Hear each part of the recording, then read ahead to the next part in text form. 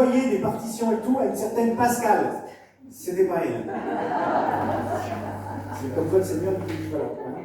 Alors je vais appeler maintenant quelqu'un qui est cher à mon cœur, qui m'a lancé dans l'écriture. Ça a été un petit défi qui a été relevé, parce que ça a été la première à publier des nouvelles dans un recueil de romans. Alors je vous demande un tonnerre d'applaudissements pour quelqu'un qui vient d'un petit peu loin. Rika, peut te lever, voilà. Voilà.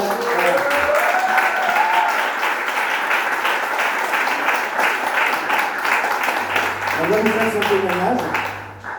Alors, elle est éditrice d'une maison chrétienne quand même. Là, ça vaut le coup.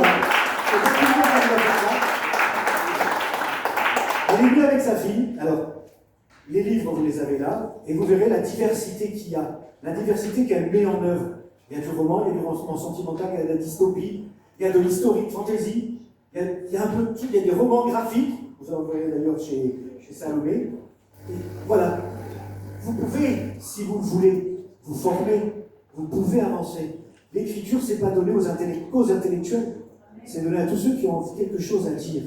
Et si vous ne savez pas comment le faire, elle est aussi là pour ça. Et je voudrais que sa fille, Léna, chaque fois j'oublie, Léna, lève-toi s'il te plaît, lève-toi. Parce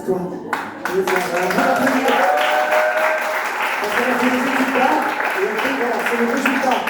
Et c'est des études, et elle le fait de façon chrétienne. Je ne vous embête pas plus, je vous laisse avec mon papa, grand ami Erika. Bonjour, merci Jean-Louis d'être en Écosse.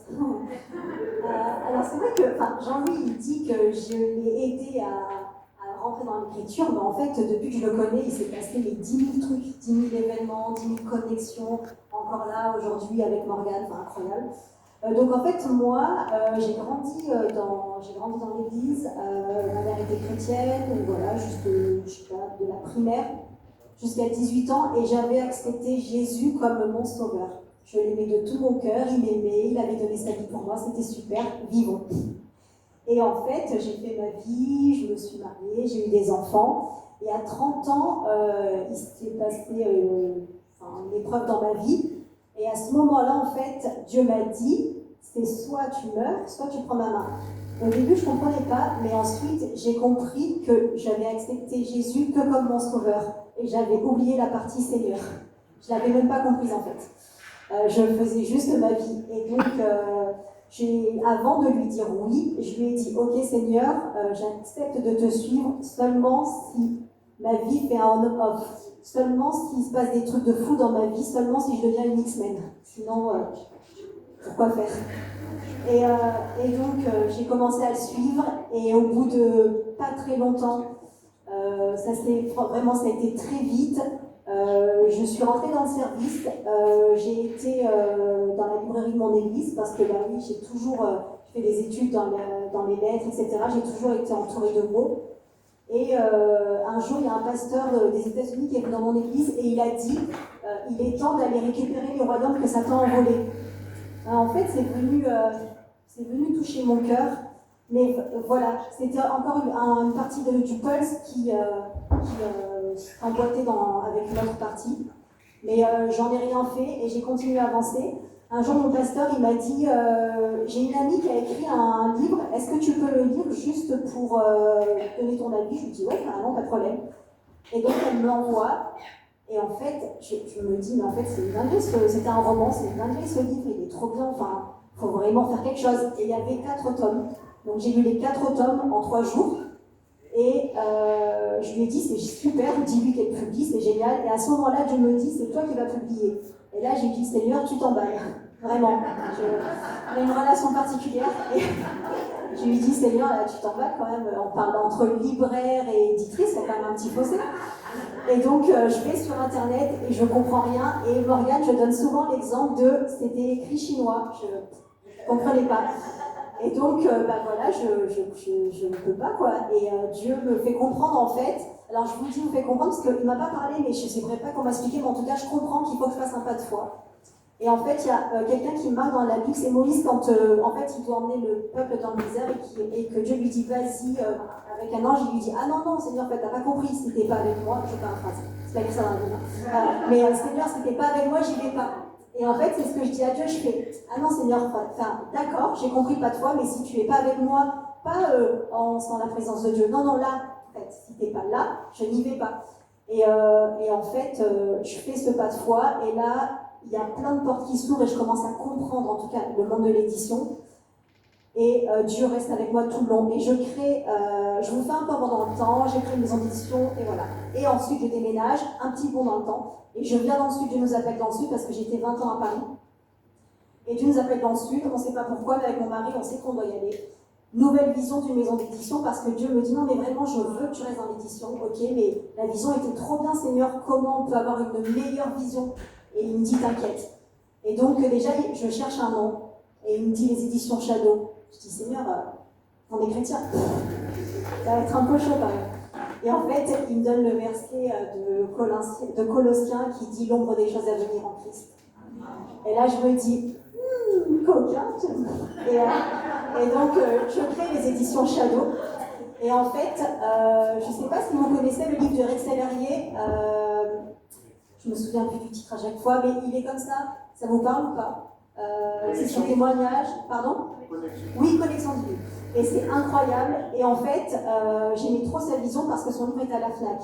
Sauf qu'il y avait un problème, c'était qu'il était classé dans le rayon spirituel. Donc les chrétiens ne l'achetaient pas là-bas. Et les gens du monde, si ils n'allaient pas dans le rayon spirituel, bon ben voilà, vous voyez.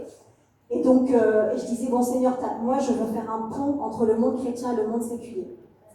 Et en fait, il m'a mis dans le cœur les romans, parce que les romans, en fait, comme il disait Jean-Louis, on fait tous les genres.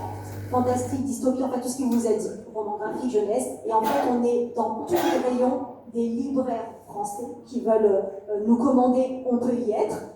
Cultura, la FNAC, les librairies de quartier, ils ont accès à nos livres. Et du coup, eh ben, les gens non chrétiens peuvent lire nos romans. Alors, on a eu notamment deux témoignages qui m'ont vraiment marqué. Il y en a une qui nous a écrit en disant, au début, je me suis dit, c'est quoi ce piège? Et à la fin, j'ai vu Dieu comme un ami. Il y en a une qui m'a envoyé, je suis athée, et pourtant, à la fin, quand j'ai refermé le livre, je me suis posé des questions. Et ça, c'est les plus beaux témoignages qu'on puisse avoir.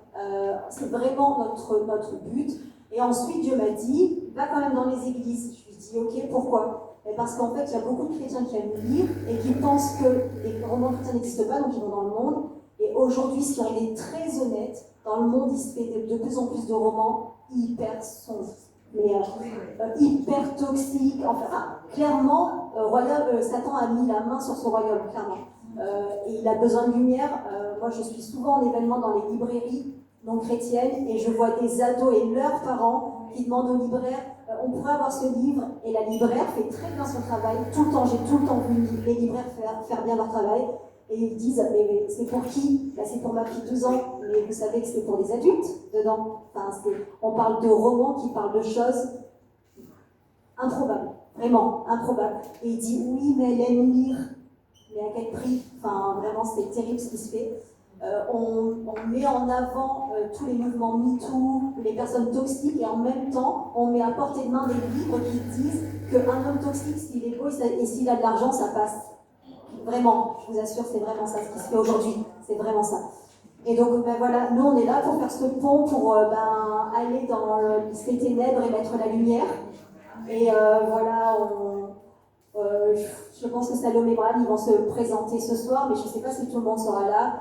Et lors d'un covoiturage, j'ai rencontré Salomé et Brian, et c'était une connexion divine, et elle a écrit un roman graphique incroyable qui touche plein de monde aujourd'hui, des non-chrétiennes et des chrétiennes, et pareil, elle touche des non-chrétiennes qui en fait sont hyper touchées par leur message d'espoir et d'amour. Donc on a vraiment un travail à faire dans le monde, et voilà.